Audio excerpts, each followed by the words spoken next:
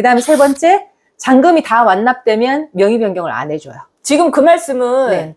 그 조합원님이 그 잔금까지 다 납부가 된 상태면 네. 그 이후에 매수자랑 명의 변경 자체가 안 된다는 거잖아요. 그쵸. 예. 그러니까 일부분 잔금을 남겨둬야지만 매수하려고 하는 분이랑 이 명의 변경이 되니까 그 점 네. 꼭 참조하시고요. 예, 일반 분양권도 마찬가지예요. 네, 분양권을 사고 파실 때도 분양 맞습니다. 잔금이 남아있지 않으면 더 이상 명의 변경을 안 해주거든요. 네. 시공사가. 예. 그거는 사구역뿐만이 아니고 다른 구역들도 아마 맞아요. 그렇게 진행할 거예요. 네. 네.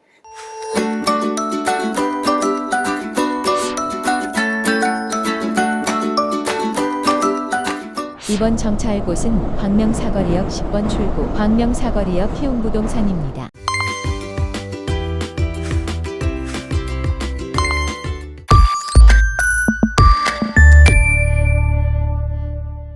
안녕하세요. 광명사거리역 키움부동산 조양수. 김혜지입니다. 오랜만이에요. 우리가 오랜만에 인사드려요. 요새 바빠가지고. 바쁘기도 엄청 바빴고 우리가 또 예, 어딜 갔다 왔죠? 백두산. 네, 저희가 늦은 휴가로 백두산을 다녀왔는데 엄청난 백두산의 천지를 눈으로 확인하고 왔습니다. 그렇죠. 진짜 그림 같았죠. 네. 그래서 백두산의 전기를 같이 보내드리면서 함께 나눠드리도록 하겠습니다. 네.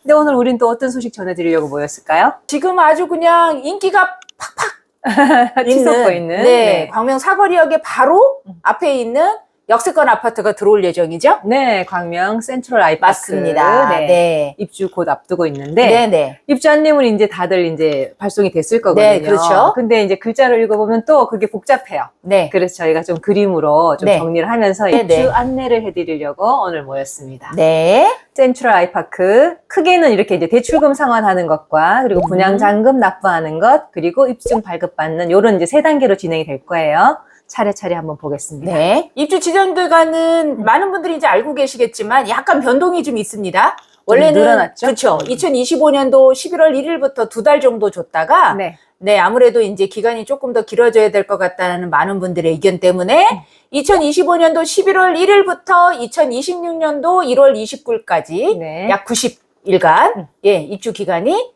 이제 늘어났습니다. 네.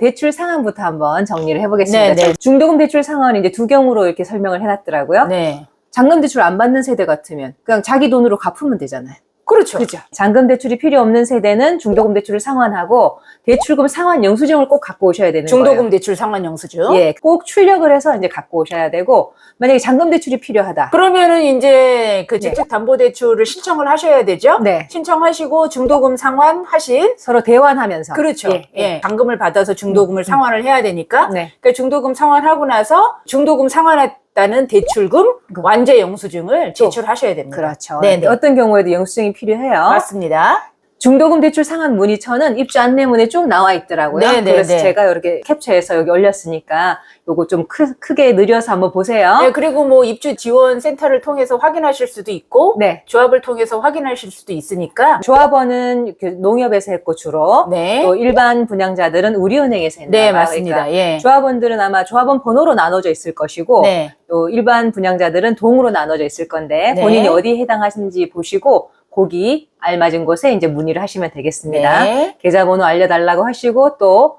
금액이 얼마인지 정확하게 그렇죠. 예, 확인하시고 그렇게 하시면 되겠고요. 조합원이라면 또 이주비를 또 대출 상환해야 되잖아요. 네네. 어떤 식으로 하면 될까요? 그동안 이제 이주비 대출을 받으셨잖아요. 네. 그러면 이주비 대출을 상환을 하고 이것도 계좌가 다 틀릴 거니까 네네. 대출금 상환 영수증을 꼭 받아두시고요. 네. 그 다음에 이제 이주비 대출 같은 경우에는 조합원님들의 토지 등기부에 네.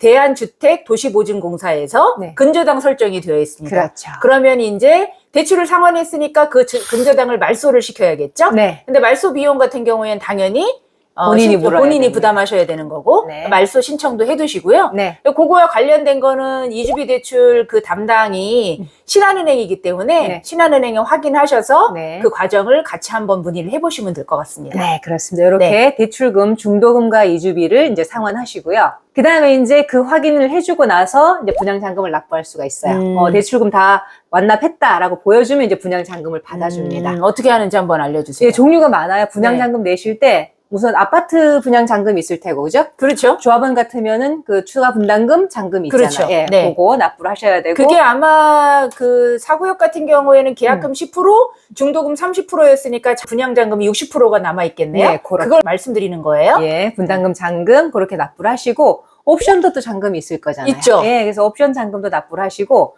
이게 이제 중도금 대출 후불 이자라는 것이 네. 분양받으신 분들, 중도금 이자가 후불 이자였잖아요. 네네. 예, 그래서 조합이 계속 내고 있었기 때문에 네. 조합 계좌로 납부를 하셔야 됩니다. 네, 은행에 네, 납부를 네. 하는 게 아니라. 네, 네. 예, 중도금 대출 후불이자 납부하는 계좌도 안내를 하거든요. 네. 그 계좌로 후불이자만큼 납부를 하셔야 됩니다. 네네. 그리고 또 이주비 대출도 마찬가지잖아요. 그쵸. 조합에서 계속 내고 있었으니까. 맞습니다. 예, 네네. 조합원이라면 이주비 대출 이자도 또 납부를 하셔야 되고. 네. 그런 다음에 또 조합원 이사비가 하나 더 있죠. 네. 4구역 같은 경우에 이사비가 3천만 원이거든요. 그 이사비도 이제 조합원님들 같은 경우에는 각 계좌로 해서 납부를 하셔야죠. 예, 이렇게 종류가 많아요. 그래서 이 계좌가 이렇게 안내가 되어 있어, 안내문에. 네. 그 안내문에 보시면 계좌가 정확하게 나와 있으니까 계좌가 나와 있는 것들은 그대로 입금하시면 되겠고, 각자 또 가상 계좌를 줄 수가 있잖아요. 그렇죠. 그런 계좌는 따로 계좌번호를 네. 받아서 거기다 입금을 하시면 되고. 그럼 동호수에 따라서 가상 계좌가 다 틀릴 거니까. 네, 그렇게 가상 계좌에 납부를 하시면 되고, 요게 조합 세대에 내야 될 계좌들이고,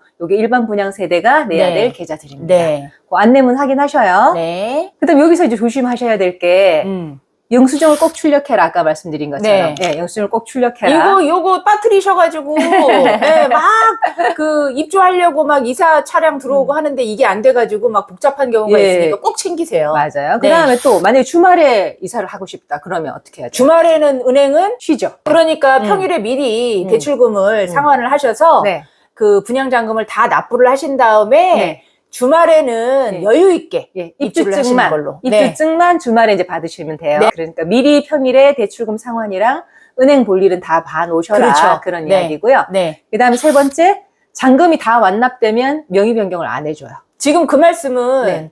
그 조합원님이 그 잔금까지 다 납부가 된 상태면 네. 그 이후에 매수자랑 명의 변경 자체가 안 된다는 거잖아요. 그쵸. 예. 그러니까 일부분 잔금을 남겨둬야지만 음. 매수하려고 하는 분이랑 이 명의 변경이 되니까 그 점 네. 꼭 참조하시고요. 예, 일반 분양권도 마찬가지예요. 네, 분양권을 사고 파실 때도 분양 맞습니다. 잔금이 남아있지 않으면 더 이상 명의 변경을 안 해주거든요. 네. 시공사가. 그거는 사구역뿐만이 아니고 다른 구역들도 아마 맞아요. 그렇게 진행할 거예요. 네. 옵션 잔금 및 후불이자 입금하실 때는 꼭 동호수 8자리, 뭐 110동이라면 0110, 뭐 101호라면 0101 아, 이런 네, 식으로 네, 8자리로 네, 해서 넣고 네. 계약자 명까지 이렇게 길게 들어가나 봐요. 네. 그렇게 적혀 있어요, 안내문에. 네. 세 번째 단계가 이제 입주증을 발급받는 거예요. 돈은 다 냈어요, 이제. 그죠? 대출금 다 상환했고, 또 분양잔금도 다 완납했고, 종류별로 했어요. 그럼 이제 입주증을 받으러 가는데, 여러 장의 완납 확인서를 들고서 지하 1층에 있는 여기 입주증 발급처로 가는 거예요. 네. 가시면 이제 입주증을 발급해 주는데, 입주 기간 동안은 쉴 새 없이 모든 공휴일, 일요일도 다 일을 한대요. 네, 네. 예. 시간은 9시에서 4시까지인데 점심시간 언제? 12시에서 1시쯤 될까요? 그렇죠. 예, 근데 12시에서 거의 1시. 대부분들 11시 반에 키불출이 그 이후에는 잘 안 되더라고요. 감안하셔야 될 것 같아요. 예, 그래서 입주 기간이 끝나면 아마 휴일에는 쉴 거예요. 네. 쉬는데 입주 기간 동안은 휴일도 없이 발급한다고 하니까 네. 돈만 미리 전날, 네. 공휴일 맞습니다. 아닌 날에 돈만 네. 미리 납부하시고 이때 받으실 수 있고요. 네. 이때 준비 서류 이제 아까 말씀하신 거 한번 쭉 훑어볼게요. 공통으로 들어가는 게 뭐 있을까요? 아파트 잔금이랑 옵션 잔금 전부 네. 다 완납하셔야 되고, 그 다음에 중도금 대출 받으셨다면 중도금 대출의 후불 이자 납부의 영수증, 네. 그리고 중도금 대출 전액 상환 영수증도 필요하고, 선수관리 예치금, 네. 그것도 이제 발생을 할 테니까 그거 내셨다는 영수증, 네. 그리고 이제 통장 사본이랑, 잔액이 딱 안 맞아서 네. 약간 오고 갈 수 있으니까 네, 그러니까 통장 사본을 그렇죠. 꼭 받더라고요. 예, 그리고 신분증. 예, 이렇게 공통으로 필요하고 일반 분양자들, 조합원들 네. 다 필요하고요. 조합원은 추가로 이게 더 필요해요. 이사비, 이주비 대출 또 상환 그렇죠. 영수증 네. 하고 이주비 후불이자 납부 영수증. 맞습니다. 이렇게 많은 영수증을 갖고 가야 이제 네. 입주증을 줍니다. 이게 조합원님들이 직접 실거주를 하셔야 될 경우에도 마찬가지지만, 네.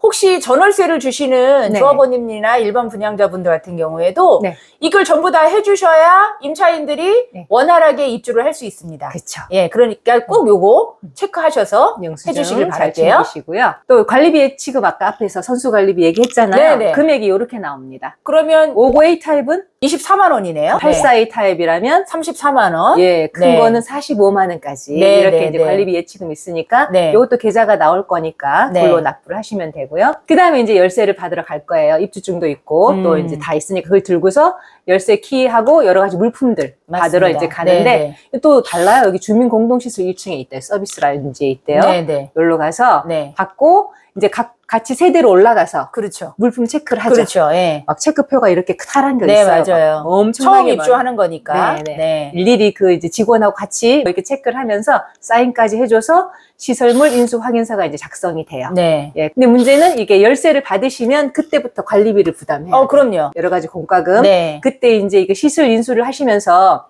검침도 다 하거든요. 그렇죠. 여러 가지 네. 예, 계량기 검침해서 숫자를 적기 때문에 네. 그때부터는 내가 이제 관리비를 낸다 이렇게 생각하시면 돼요. 근데 저희 그 고객분들 중에 그런 문의 하시잖아요. 입주하기 전에 입주 청소할 수 있는 기간을 좀 줄까? 네. 근데 아직 정확하게 네. 그거에 대한 내용은 안 나왔지만 네. 보통 한 2, 3일 정도 전에 네. 미리 주긴 하니까 그런 네. 것들은 한번 조합을 통해서 문의를 좀 해보시고요. 에어컨 설치한다거나 이런 거는 안 그렇죠. 해주지만 네. 뭐 줄눈 정도, 네. 예, 입주 청소 정도는 보통 한 3일 전쯤부터는 해주거든요. 네, 네. 그러니까 조합에 문의하시면 안내를 해줄 겁니다. 네. 그다음에 이제 이사를 하실 건데 네. 이사 예약은 어디서 했죠? 어려워하시는 분들이 있어서 저희가 또 대신 해드리기도 했는데 네네. 예, 빌리진 아이 앱을 통해서 이사 예약을 하셔야 합니다. 네, 벌써 많이 찼을 거예요. 네, 네, 그러니까 네. 내가 원하는 날에 그 시간이 있는지 한번 보셔야 되고 빌리진 아이 앱이 어렵다 싶으신 분은 관리사무소로 직접 전화해서 한번 네. 예약을 해보시고요. 이사 시간은 하루에 3타임이에요. 9시서부터 12시까지, 그 다음에 12시에서 네. 이제 3시까지, 네. 3시에서 아마 5시까지 뭐 이렇게 될 6시까지. 거예요. 1부, 2부, 3부로 나눠가지고, 음. 예, 이용을 하셔야죠. 네. 요즘 아파트 써요. 단지에 사다리차 못 쓰죠? 네. 그거는 저희가 지난번에도 설명을 들었지만, 네. 유리난간으로 다 돼 있기 때문에 맞아요. 사다리 차를 걸칠 수 있는 게 없기 때문에 네, 그래서 그래서. 이사 예약을 해야 된다는 게 엘리베이터를 이제 예약을 해서 맞아요. 사용할 수 있게끔 하는 거니까 네, 네. 이사 시간을 꼭 예약을 해 두시길 바라겠습니다. 네. 그리고 전입신고 지난번 하러 갔더니 이게 보니까 이 광명 3동인 줄 알았어요.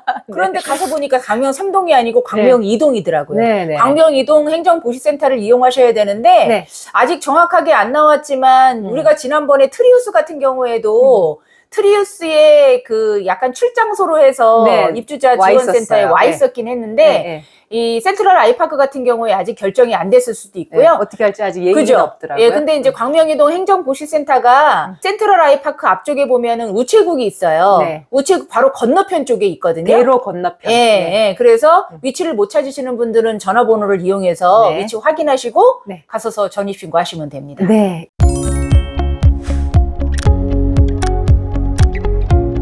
네, 이렇게 이제 입주하시고 이사를 하시면 되거든요. 네. 근데 만약에 이것마도 또 이해가 안 간다. 그렇게 네. 어려우신 분들은 전화 주세요. 전화 주시면 차근차근 체크하도록 설명해 드리도록 하겠습니다. 어렵지 않은데 글자로 봐서는 좀 어려울 그렇죠. 수 있어요. 예. 그리고 막 그때 입주할 때쯤 되면 막 복잡하고 막 이러니까. 네, 네, 근데 벌써 우리가 기다리던 광명 센트럴 아이파크가 입주를 한다고 하니까 네. 참 시간이 빨리 간다는 생각이 들고요. 네. 전월세 문의 예, 또 많이 거래가 됐어요. 네. 그리고 매매 문의 관심 있으신 분들은 언제든지 연락 주시고 네. 또 4구역만 있는 게 아니죠. 곧 1구역도 입주하고 광명 뉴타운은 아직도 많은 구역들이 소식들이 많으니까 네. 저희가 시간 다른 대로 영상 남겨드리도록 하겠습니다. 광명 사거리역 키움부동산이 어디 있는지 아시죠? 저희는 광명 시장 쪽에 가깝고요. 네. 광명 사거리역 10번 출구에서도 가깝습니다. 그렇습니다. 그리고 광명 센트럴 파크에서 도보 3, 4분 거리에 있으니까 네네. 궁금하신 분들은 문의 주세요. 오늘도 광명 사거리역 키움부동산에서 조양수 김혜주였습니다. 감사합니다.